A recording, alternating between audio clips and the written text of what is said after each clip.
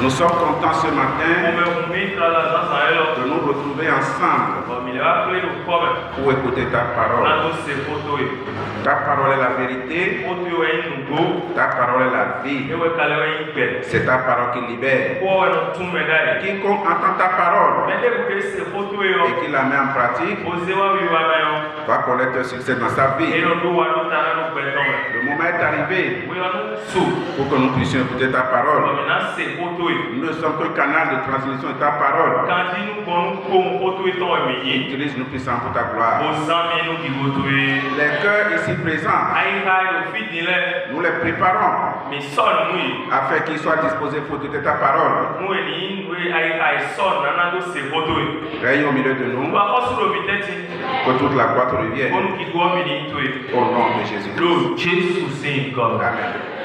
Veuillez vous asseoir, chers frères et sœurs. Nous vous saluons tous dans le beau et précieux nom de notre Seigneur Jésus. Et merci à la chorale pour la belle chanson de ce matin,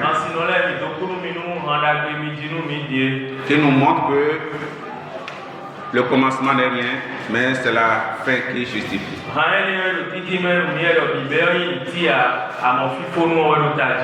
Et cela doit interpeller chacun de nous. Alléluia. Amen. Ce matin, nous allons entrer dans la parole de Dieu.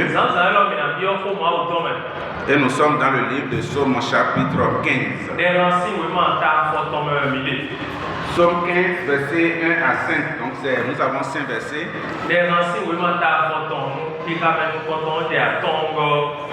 La parole de Dieu déclare ceci. C'est un psaume de David. Ô Éternel, qui séjournera dans la tente, qui demeurera sur ta montagne sainte, celui qui marche dans l'intégrité, qui pratique la justice et qui dit la vérité selon son cœur. Il ne calomnie point avec sa langue.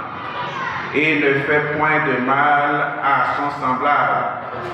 Et il ne jette point d'opprobre sur son prochain. Il regarde avec dédain celui qui est méprisable. Mais il honore ceux qui craignent l'Éternel. Il ne se rétracte point s'il fait un serment à son préjudice.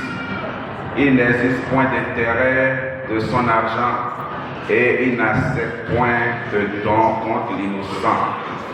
Celui qui se conduit ainsi ne chancelle jamais. Amen.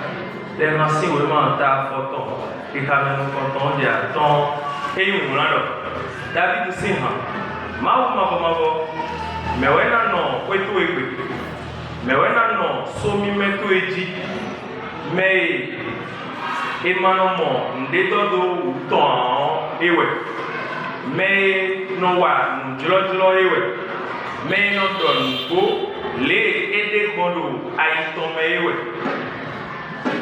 eno do menua eno wa nunyanya nuno zuton eno kon me ton lesin wia eno kon me mawu mabo gbe wana lesin jejia àmọ́ ẹnu wuli yẹ inú mẹ́ẹ̀nù sí màwù mọ̀bọ̀mọ̀bọ̀lẹ̀ ẹ do àkpàdé ọ ẹnu dè nùndébù náà kó gbò nùndébù náà kó gbó ẹdínmẹ́ ọ ẹnu dè ẹnu sàkpẹ́ à ẹnu dù nùdò nùmẹ́ tó tafu omebọ́nọ̀ mẹ́ẹ̀nù wà nùgbọ̀mọ̀ náà. Amen. Amen. Que Dieu bénisse la tête de sa parole. Chers frères et sœurs, le thème sur lequel je voudrais nous entretenir ce matin, la crainte de Dieu pour une vie irréprochable.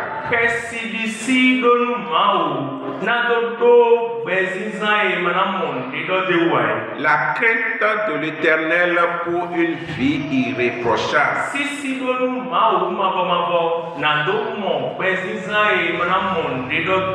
à ton prochain, mon frère, ma soeur, crains Dieu. Dis à celui-là. Donne-moi la facture de l'obité. Le sisi nous mao. Crains Dieu. Le sisi nous mao. Crains Dieu. Dikesi nous mao. Crains Dieu. Dikesi nous mao. Alléluia. Amen. Bien-aimé, Mais voilà.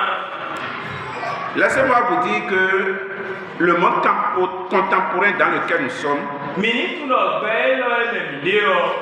est un monde corrompu, caractérisé par la détérioration des valeurs des normes sociales. Les valeurs morales sont reléguées au dernier rang aujourd'hui. L'éthique a perdu tout son sens. Et cette situation est devenue de plus en plus critique. Et l'on se pose la question de savoir où va le monde actuel. Qu'est-ce que nous allons laisser à nos générations qui sont derrière? Le monde de demain sera composé de qui? Cette question doit interpeller tout le monde. Lorsque nous perdons tout ce qui est valeur essentielle, l'on doit s'arrêter à un moment donné pour se dire, mais qu'est-ce que nous sommes en train de léguer à nos générations futures?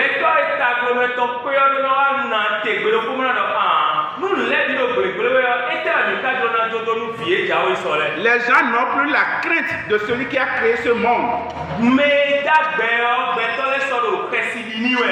Chacun se lève et commet tout acte. Où va ce monde? Bien aimé, cela doit interpeller chacun de nous. Dans Michée, chapitre 6, verset 8. La Bible dit, on t'a fait connaître, homme, ce qui est bien, et ce que l'Éternel demande de toi, c'est que tu mettes en pratique le droit, et que tu aimes la bonté, et que tu marches humblement avec ton Dieu. Oui,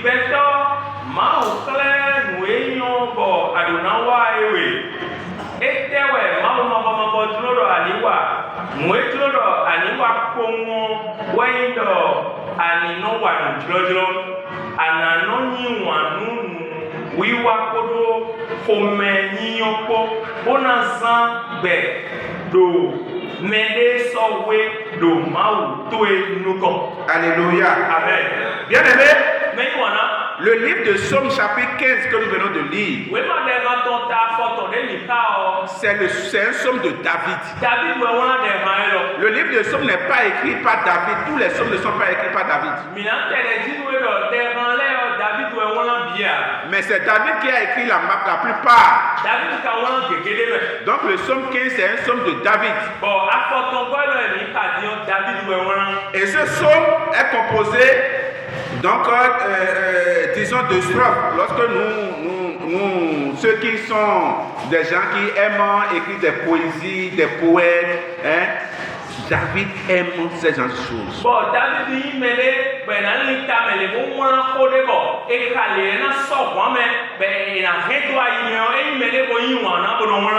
Et comme c'est quelqu'un aussi qui aime la musique, donc il aime composer des chants. Et beaucoup de psaumes sont des psaumes de chants. Alléluia. Amen. Alléluia. Amen. Chers frères et sœurs, nous devons savoir que ce monde dans lequel nous sommes aujourd'hui doit interpeller plus d'un. Et nous devons réfléchir autrement. Nous devons avoir un autre esprit. Cet esprit, c'est la crainte, c'est l'esprit d'avoir la crainte de Dieu. Beaucoup de personnes viennent à l'église pour dire je viens aussi à l'église comme toute autre personne. Mais ce n'est pas suffisant. Les gens font du formalisme. Oui, je viens. Vous m'avez vu. Je suis venu à l'église. Mais je ne suis pas absent. Je suis là.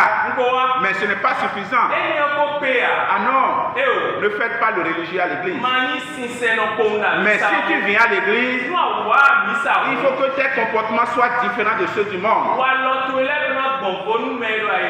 Il faut que tes pratiques témoignent donc de la volonté de Dieu dans ta vie. Il faut que tu sois quelqu'un qui soit différent des autres.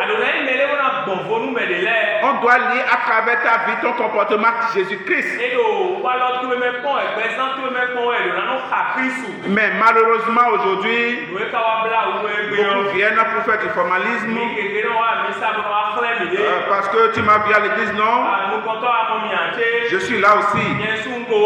Oubliant que Dieu nous a appelés à des transformations.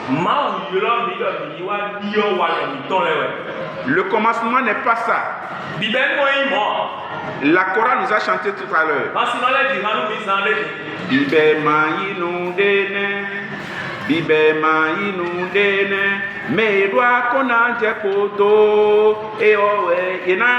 C'est ça, non? Voilà. Vous voyez, c'est celui qui persévère jusqu'à la fin. Ça veut dire que la marche chrétienne n'est pas facile. Nous devons comprendre ça. Il y a des réalités que nous devons incarner. Mais je viens à l'église, ce n'est pas que tout sera comme une lettre à la poste. Ah non, si quelqu'un te fait croire que tout sera comme une lettre à la poste, la personne te trompe. La réalité de la vie est autre. Et Jésus-Christ est notre maître. Nous devons aller à son école. Parce que lorsqu'il était sur la terre, son ministère n'a pas été aussi aisé. Ça n'a pas été facile. Les gens l'ont rejeté. Les gens vont te rejeter à cause de Christ. Mais ne sois pas étonné de ça. Mais ce que Christ veut de toi, c'est l'attachement à lui. C'est ta foi inébranlable. Il ne faut pas que les situations de la vie t'amènent sur un chemin autre que la voie du Seigneur. Alléluia. Amen. Alléluia. Amen. Bien-aimés dans le Seigneur, beaucoup de personnes continuent de venir à l'église. Pense qu'il suffit d'appartenir uniquement à une église qu'on voit, à un temple debout.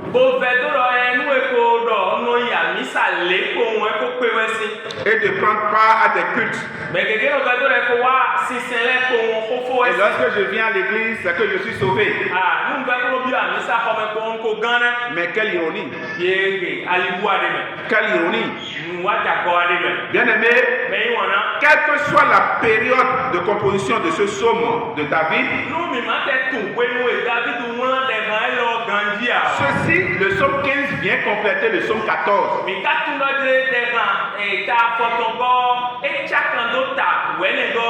Alléluia. Amen. Vous qui aimez la lecture de la parole, je vous invite à lire le psaume 14. Et vous allez voir le lien que vous allez faire avec le psaume 15.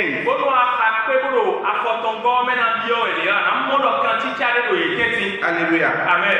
Et lorsque nous prenons le premier verset du psaume chapitre 15,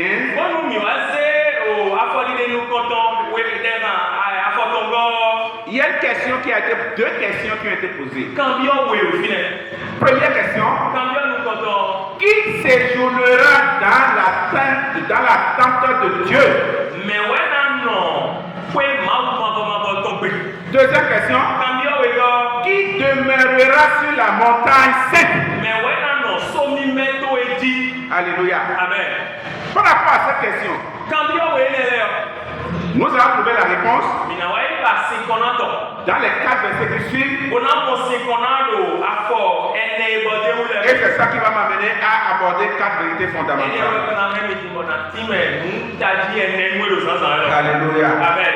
La première vérité, celui qui séjournera dans le tabernacle ou bien la tente de Dieu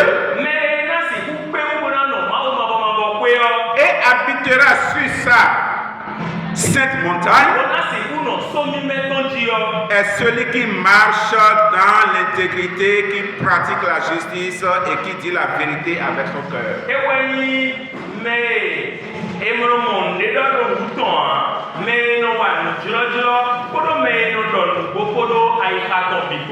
Donc il y a trois caractères qui sont soulignés dans ce verset 2. Celui qui marche dans l'intégrité. Deuxième caractère, celui qui pratique la justice.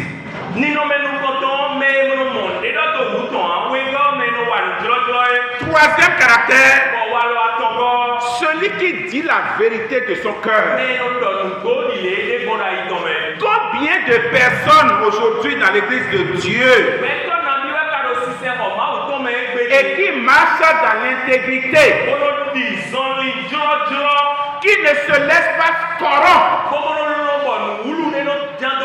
qui ne se laissent pas avoir part des actions corrompues,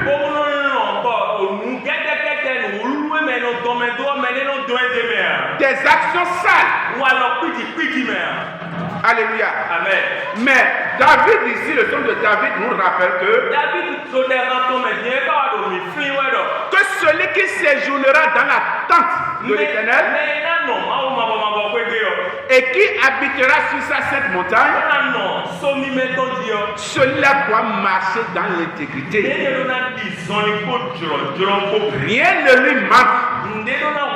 Celui qui est intègre, c'est quelqu'un qui est complet. Alléluia. Amen. Alléluia. Amen. Celui qui pratique la justice, c'est celui-là qui pourra séjourner dans la sainte montagne de Dieu. Le tout ne suffit pas de venir à l'église.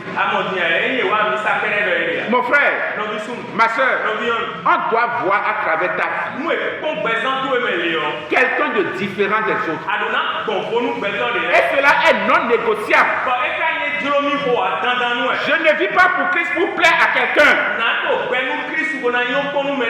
Non. Tu ne dois pas te dire que non, je viens à l'église à cause de telle personne, mais si je fais ceci, c'est à cause de telle personne. Dieu ne posera pas la question au dernier jour à quelqu'un.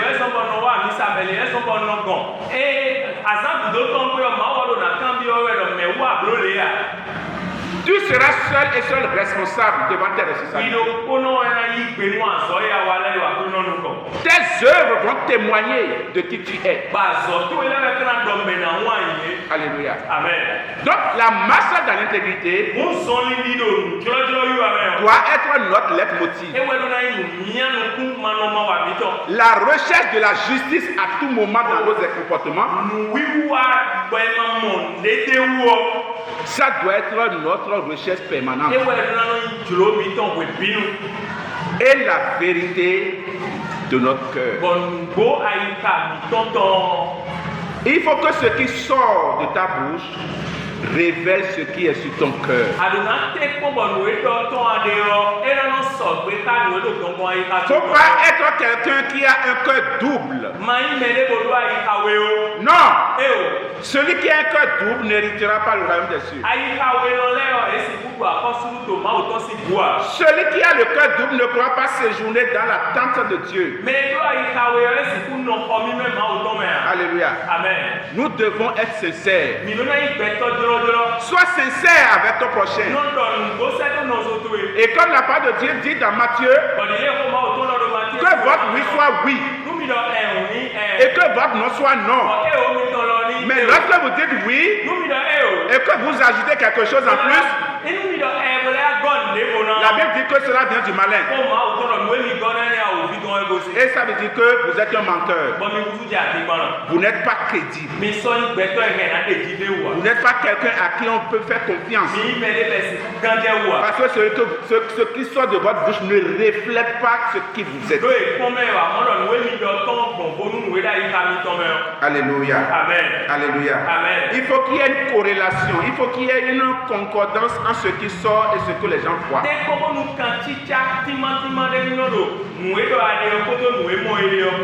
Deuxième vérité, celui qui séjournera dans la tente de l'Éternel et habitera sur la sainte montagne est celui qui ne calomnie point sa langue, avec sa langue.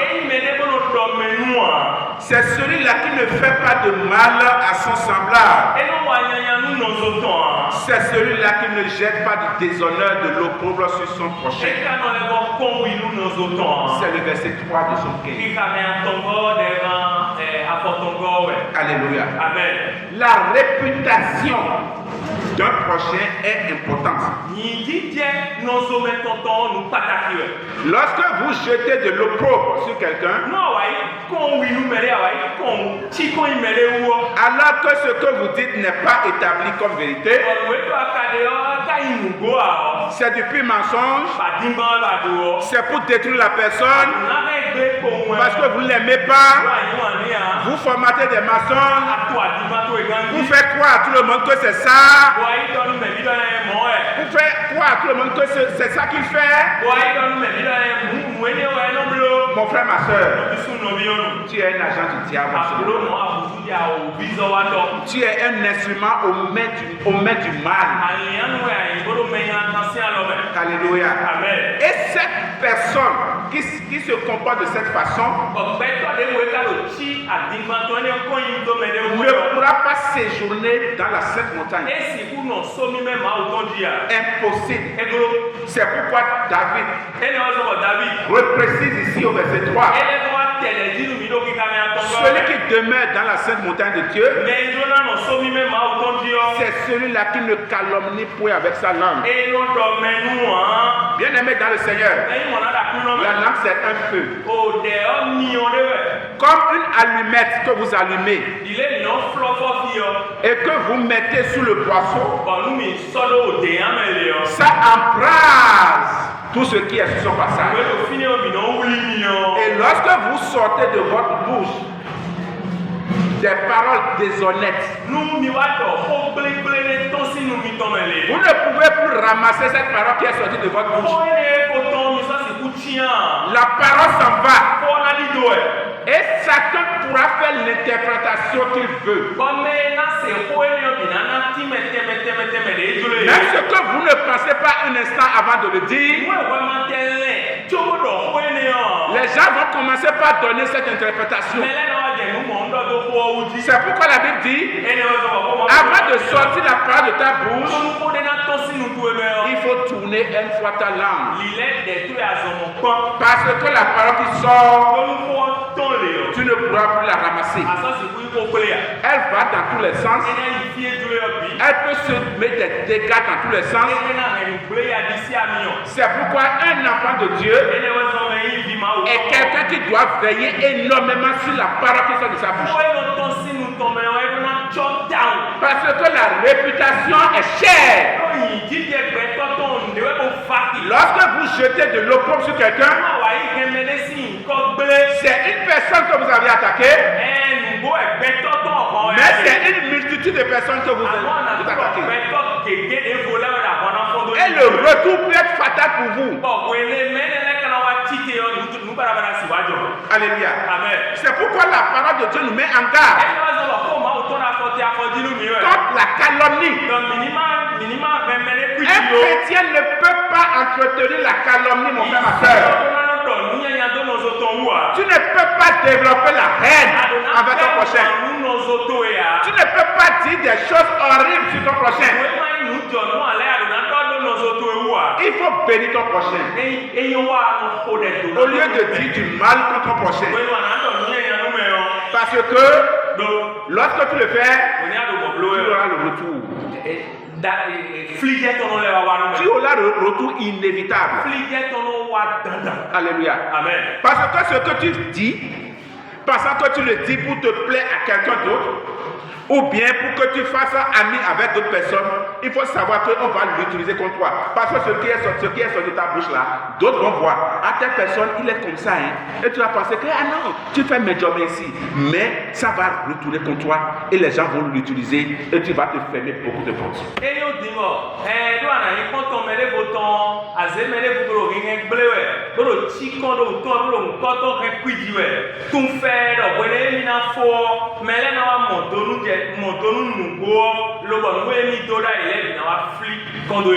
Alléluia. Amen. Alléluia. Amen. Lisons rapidement Éphésiens chapitre 4, verset 25. Éphésiens, quelqu'un trouve nous, lisez ça rapidement s'il vous plaît. Éphésiens chapitre 4, verset 25. Oui.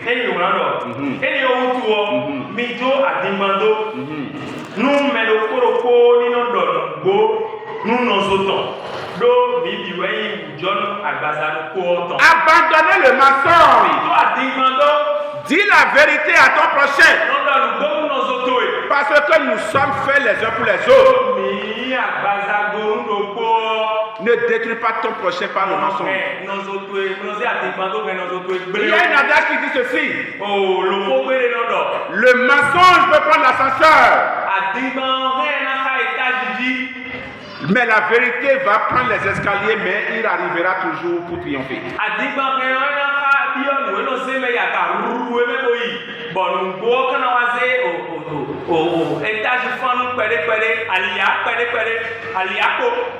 Mais lorsque la vérité sera découverte, toi qui es l'auteur du mensonge, il faut savoir que ta vie est détruite. Alléluia. Et le Seigneur ne nous appelle pas pour cela. La troisième vérité, celui qui séjournera dans la tente de Dieu et habitera sa sainte montagne, c'est celui qui regarde aux répressions, avec répression l'homme, avec un comportement méprisable, mais il honore ceux qui craignent l'Éternel et qui se retracent pas. Mais s'il fait un serment, il le respecte. Mais là, nous sommes même à autant dire que nous pouvons et nous pouvons, mais nous et nous oui, nous, mais nous si, et d'eau à pas de et nous nous et nous Alléluia. Amen. Alléluia. Amen. Donc celui qui pourra séjourner sur la sainte montagne de Dieu, mais là, c'est pour nous sommes même à autant dire. Et comme le livre de Somme chapitre 1 nous le dit, c'est qu'il n'est pas ensemble avec les moqueurs.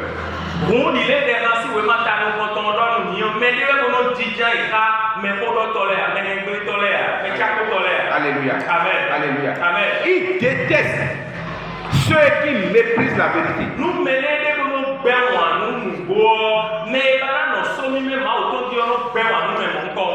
Alléluia. Amen. La Bible dit que si tu vois que un œil va être un handicap pour toi, il vaut mieux l'enlever pour avoir un œil pour rentrer dans le royaume. Amen. Amen. Si ton prochain, ton semblable que tu vois, va être un handicap. Parce que n'oublions pas ceci. Il y a des gens qui disent que je vais faire une compagnie avec mon semblable avec intelligence.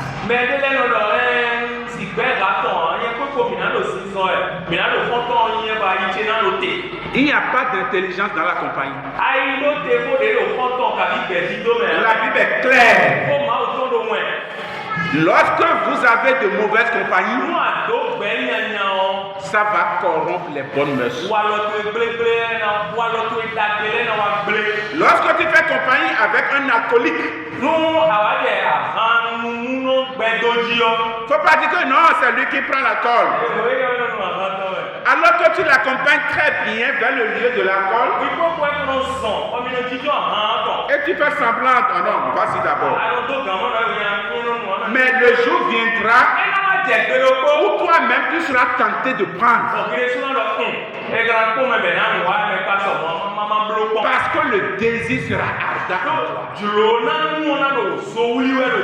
L'autre va t'amadouer. Et tu viendras pas céder. Alléluia. Amen. Alléluia. Amen. Donc celui qui, avec qui tu fais une mauvaise compagnie. Mais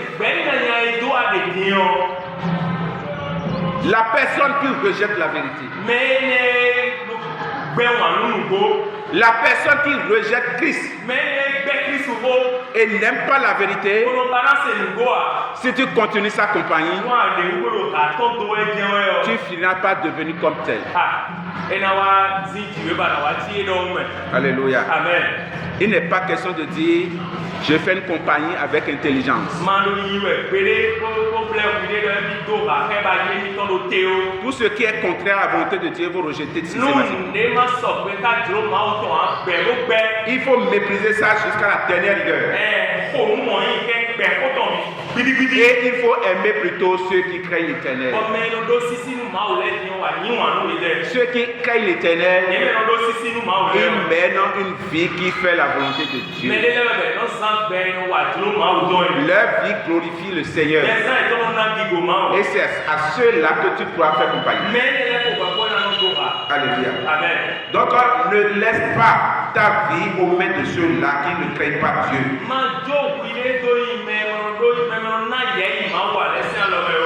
Amen. Amen. Quatrième en vérité, celui qui séjournera dans la tente de Dieu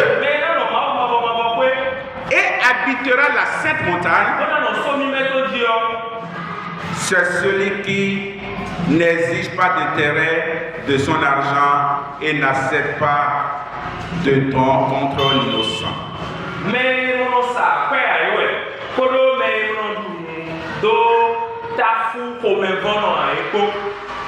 C'est le dernier verset du psaume chapitre 15.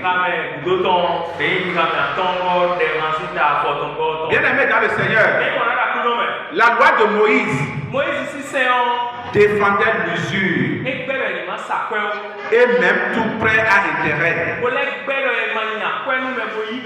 Ce que nous disons, vous pouvez lire ça dans Exode chapitre 22, verset 24 à 26.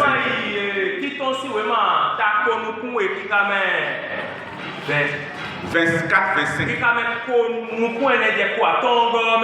C'est pour éviter de transgresser la grande loi de la fraternité.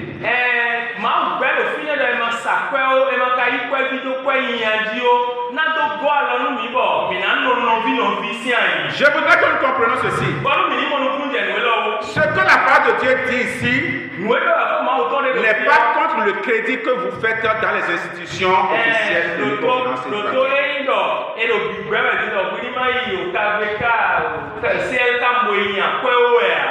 Mais ce que la Bible défend, la parole de Dieu défend, c'est l'usure. Ça veut dire quoi? Lorsque je te donne 100 francs, je t'exige en retour que tu me donnes 50 francs plus ou 115 francs.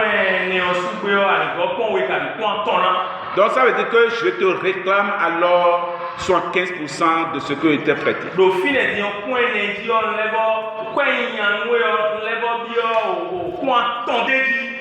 Pourquoi la parole de Dieu défend cela?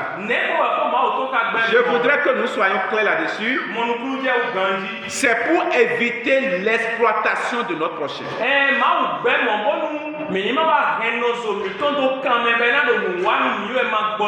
Parce que lorsque vous faites quelque chose de ce genre, Vous mettez la personne dans ce que nous appelons l'esclavage, la servitude. Et la personne ne pourra jamais connaître une évolution de sa vie. Ça veut dire que tous les efforts qu'il va fournir, c'est pour faire profiter une autre personne et lui ne connaîtra pas de l'évolution. Notre gouvernement a compris. Et une loi a été prise dans ce sens. Une loi a été prise dans ce sens. Donc ils ont interdit de manière très formelle.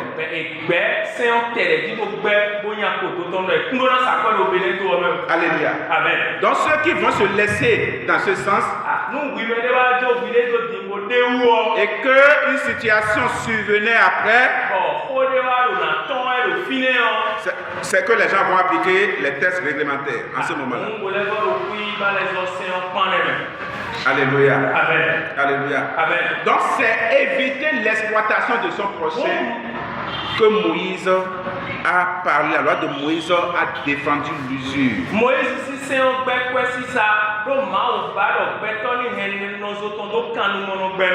C'est pour éviter les abus des riches.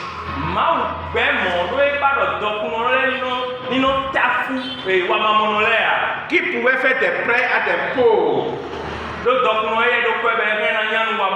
et les exploiter au maximum.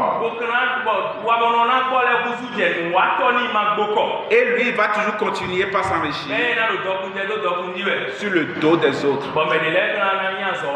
La Bible, la parole de Dieu, la loi de Moïse condamne cela parce que ça va à l'encontre de la fraternité. Alléluia. Amen. Alléluia. Amen. Alors que nous sommes appelés à nous entraider pour que nous puissions vraiment faire marche ensemble pour le royaume de Dieu. Alléluia. Amen. Alléluia. Amen. Chers frères et sœurs, nous devons comprendre ce matin que Dieu nous invite tous afin que nous puissions réfléchir autrement sur nos vies. Si nous voulons séjourner dans la tente du Seigneur, si nous voulons rester sur la montagne sainte de l'Éternel, alors Dieu te demande ce matin que nous devons marcher dans l'intégrité. Nous devons pratiquer la justice. Nous devons dire la vérité selon nos cœurs. Ne devions pas calomnier notre semblable, notre prochain. Nous ne devons pas faire du mal à nos semblables. Ne devons pas jeter d'opprobre sur notre prochain. Ne devons pas dire des médisances. Nous devons avoir un regard dédain envers quiconque n'a pas la crainte de Dieu. Nous devons honorer tous ceux qui craignent l'Éternel. Et ne devons pas faire de l'usure.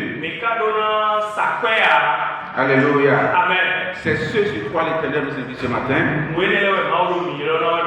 Et je te prie de te tenir debout. Et nous allons prier. Bibe maïnoundene, bibe maïnoundene, mais toi qu'on a jacoto et odo na wenga, mais toi qu'on a jacoto et odo na wenga, bibe maïnoundene, bibe maïnoundene, mais toi qu'on a jacoto et odo na wenga, mais toi qu'on a jacoto et odo na wenga.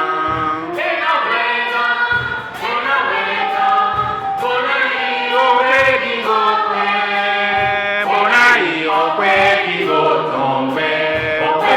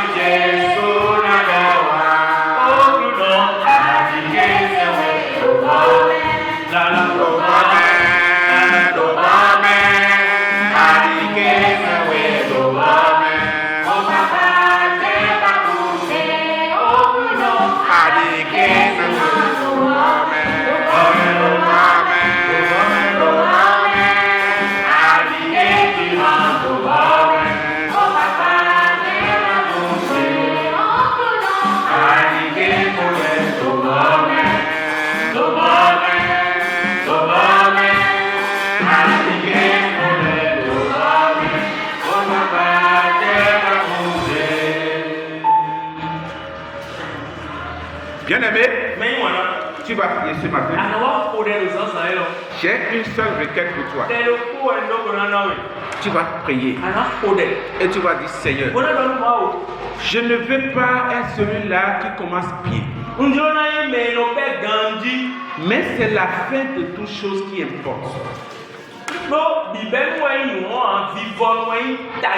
Alléluia. Amen. Tu peux bien commencer. Mais la fin sera comment? Ça doit pouvoir nous interpeller. Et c'est en cela que la crainte de l'Éternel doit être notre apanage tout le temps. Tu vas dire Seigneur, je ne veux pas être celui-là qui commence bien. Mais je veux être celui-là qui va bien terminer.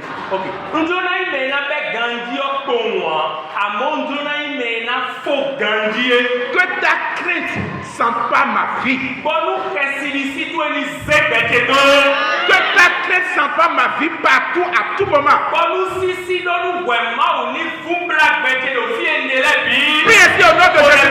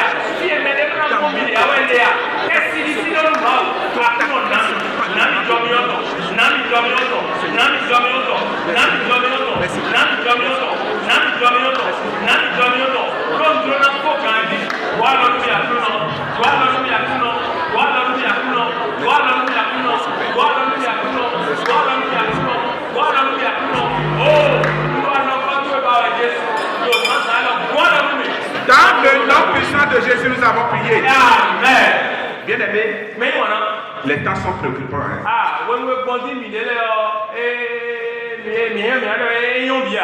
Et je voudrais vous inviter, vous exhorter ce matin à vous préparer pour le retour du Seigneur.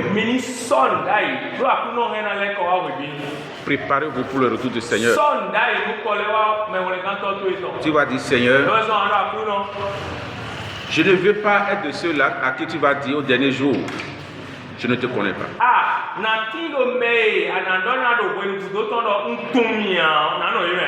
Père, je ne veux pas être de ceux-là.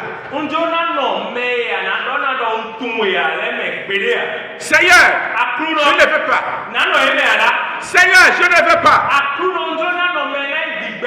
Seigneur, je ne veux pas. Que la crainte de l'Éternel qui nous guide à tout moment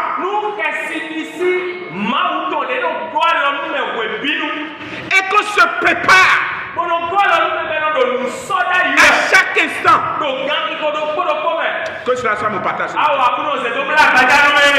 soit mon partage ce matin. Priez au nom de Jésus de Nazareth.